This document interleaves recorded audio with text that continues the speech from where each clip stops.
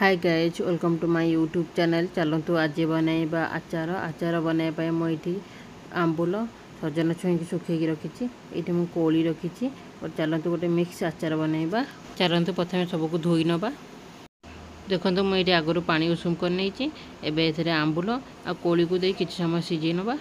देखो कोली आंबुल आमर भल भाव सीझीगला। एवं आपको गोटे जगह को छाणी नवा। सबको मुझे छाणी नहीं आपको साइड कर नवा। नेक्स्ट प्रोसेस को जीवा। देखो मुझे जीरा सुखिला लंका मेथी पान मधुरी रखी। चलते आपको प्रथम भाजी नवा।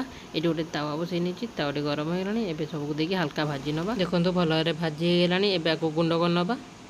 देखो ये भल भाव गुंड हो जाइए। ये गोटे कड़ई नहीं से किसी सोरिष तेल को गरम करने। देखो तेलटी गरम हो गलानी। एवं गोटे जगह को काढ़ी नेबी। सेम कड़ई किसी गुड़ देवी। देखो सब गुड़ को देदेछि। गुड़ को पाग करवा।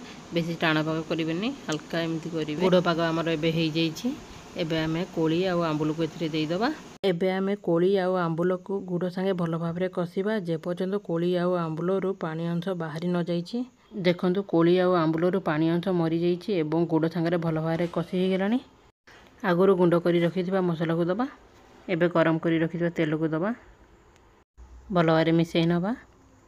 देखंतु आचार आमर एबे हो जाइछि। मो रेसिपी जदि आपन मन भल लागिथो निश्चय शेयर लाइक कमेंट सब्सक्राइब करी। Thank you.